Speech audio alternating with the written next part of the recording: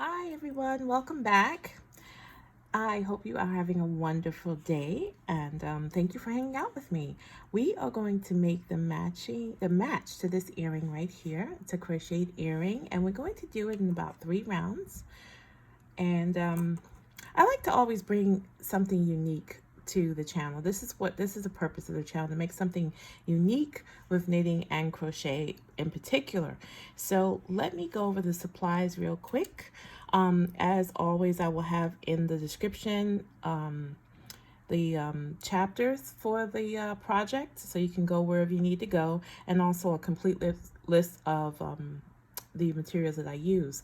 If I have an affiliate linked with something, I will always list it and say it's an affiliate link. So we are going to be crocheting around this stainless steel ring. It is 20 millimeters in diameter, which is about 3/4 of an inch. Okay, a little over 3/4 of an inch. That's what we're going to use. I use stainless steel because it is resistant to rust and tarnish. It's durable, it's strong, and it'll add some weight and stability to a crochet or knit piece without adding too much weight, okay?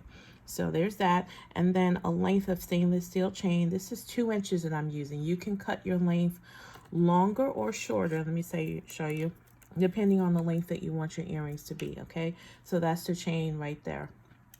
I recommend highly buying them on a roll like I do, like this. This is, I think, about 33 feet of chain, which is a lot of earrings, right? And it only costs about $10, I think, as of this recording. Stainless steel French ear wires. I've already opened up mine. And then this is optional, little ear wire stopper. Your tapestry needle, this is important, needs to be able to go through the beads, not because we need to pre-string them, but because in this final round right here, we're going to pass through the beads, through this round of beads one time, just to stabilize them, okay? And then a locking stitch marker. Let's see, what else? Jewelry pliers to open up your ear wire. And then if your chain is closed like mine is, then you'll have to cut the links, and so you need some wire cutters. All right, so beads.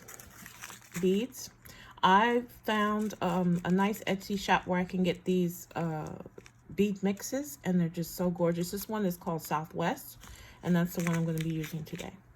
So let me move this stuff out of the way for a moment. I'm going to keep my locking stitch marker. And then yarn. This is mercerized cotton number 10. Knit Picks has a line called Curio at number 10. And I think this is called Bear, this color. And oh my goodness, I highly recommend it. So if you want to check that out, the colors are just absolutely gorgeous and the quality is amazing. All right, so let's begin. We don't need our beads just yet. Let's begin with round 1, okay? And my crochet hook is a size 1.15 millimeter hook. All right, take your hook and insert it into that ring.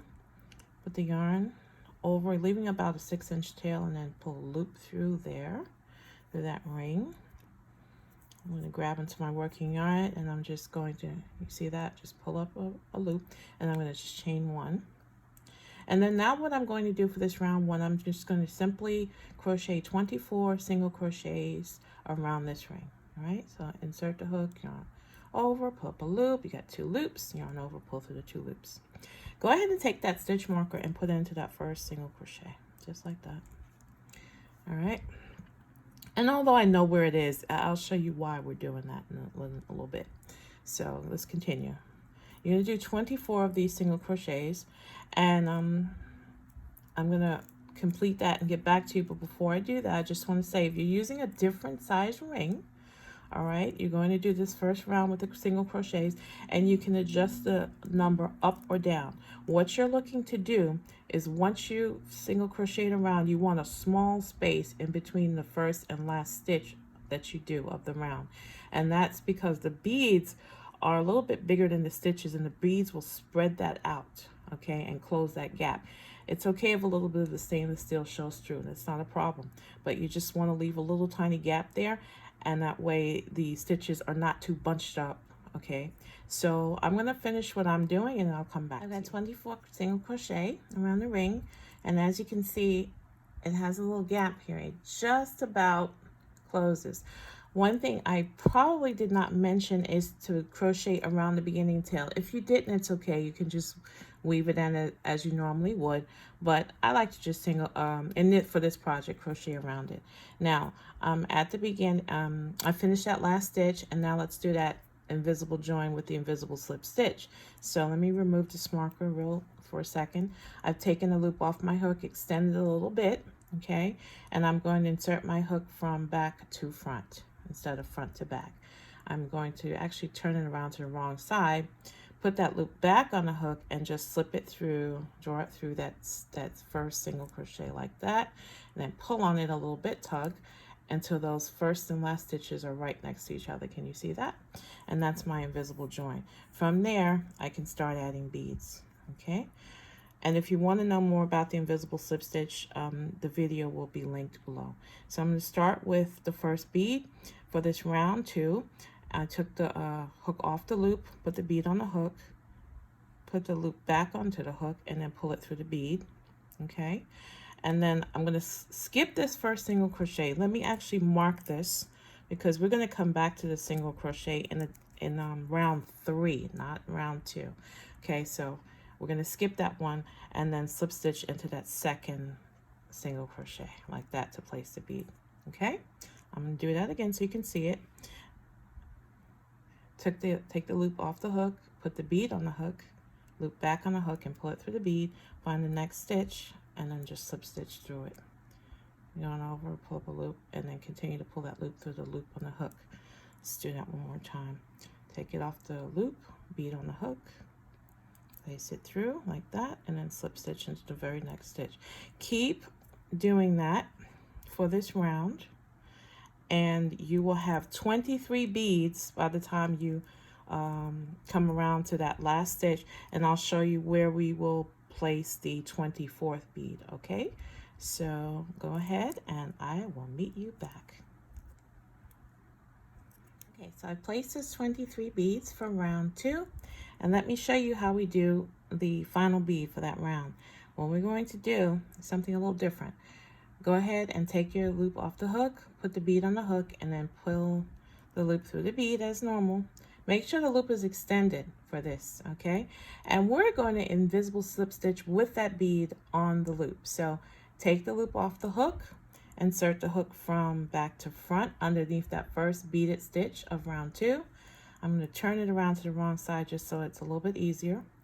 And then go ahead and put that loop back onto the hook like that, and then just pull that loop like that. See that? And that's our invisible join. From there, we are going to actually work the single crochet of round 1 once again. All right, so this was that first single crochet right here. I just took the marker out of it, but it's right here. All right, we're going to work that single crochet and all the other ones in round 1. We're going to work this one last, and I'll show you what I'm talking about. So the first single, this is the first single crochet. It was skipped, right, unworked, and this is the second one. And you can see, because here is the strand where we place the bead into that second single crochet, and here's the third, and here's the fourth, and here's the fifth. It appears as little spaces. Can you see that? We're working into those spaces. But first we need to move our loop right here. So it's very easy. You insert your hook into that first single crochet that's unworked, put the loop around it, and just pull the loop carefully through that stitch. Ooh, let me try that again. I want to just keep it on camera for you. All right, let me look and make sure it's on camera. Put the loop onto the hook and then pull it through just like that, so that it's repositioned. All right, once again we're going to skip that first single crochet, and in this case we'll work it, but we'll work it last. So let's start with the first bead, and the beading, how we place the beads is the same as what we did in round 2. So put the bead onto the hook, then put that onto the loop, and then go ahead and find that next the second single crochet space, and it's right where the strand is coming out of on this first bead. Go ahead and insert your hook front to back, yarn over, pull up a loop through there, and then you slip stitch. Right? Let's do the second one. And if you have any questions at all about any of this that I'm showing you, please let me know in the comments. Here's my third single crochet from round 1. See that space? See the strand coming out of it? Put your hook into that, yarn over, pull up a loop, and then continue to pull through the loop on the hook. See that? I'm going to do that again so you can see it again. I want to make sure that I'm showing you it properly. The bead, let's find that fourth one. It's right there. It's the next space. Yarn over, pull up a loop, and then continue to pull up a loop into the loop. Pull through the loop on the hook. Okay, so you're going to keep doing that for all 24 beads, and then we will finish this up. Let's finish up. I've placed 24 beads in that third round, and you can see they look a little bit wonky, right?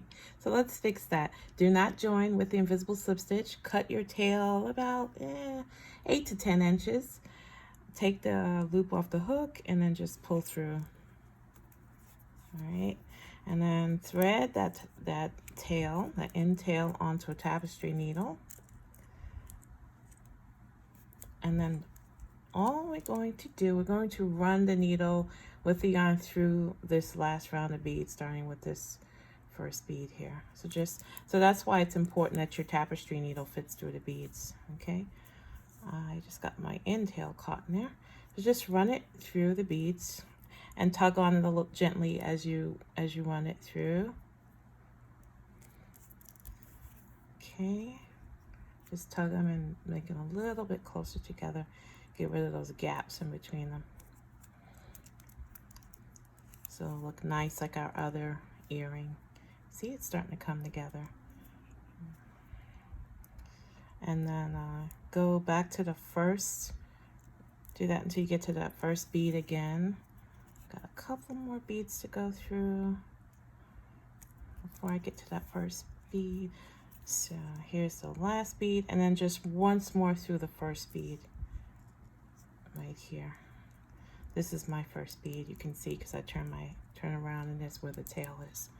Okay, just pull through there and lay it flat for a second and shape it. Make sure everything looks nice before we tie this off and we're finished with it. Okay, there we go. So just bring that tail to the back right next to that first tail, to the back of the work, right next to the first tail right there. Tie them off. Okay, once you're satisfied that your earring looks the way it should. All right, let me leave it alone because I'll sit here for days. Oh my goodness, sometimes I am such a perfectionist to the point of ridiculous. I'm a work in progress, everybody.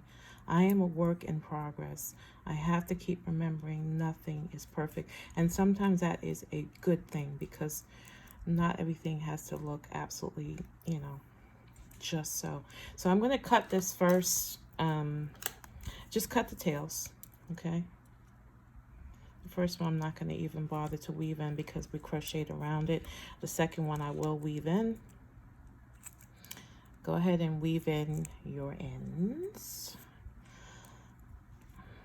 And it's not much to weave in, actually. You see me use my wire cutters to cut this? That's right, I improvise. This is because I could not find my scissors and I want to get this done. So here we go, okay? I'm using wire cutters. All right, final. Go ahead and grab your piece of stainless steel chain and your ear wire and put your ear wire through the ring like this. We've crocheted our beaded ring because we're awesome. And then make sure that, you're going to thread it onto the ear wire, right? Making sure that the right side of the ring is facing for when you wear the earring. Okay, which is like that. Okay, and then just simply close the ear wire, and you have an earring and that you can wear or give. I hope you enjoyed this project. Let me show you the two together without the yarn in the way. Okay, there they are. Yay! So I have more projects coming up for you. I'll see you later. Take care. Have a great day. Bye-bye.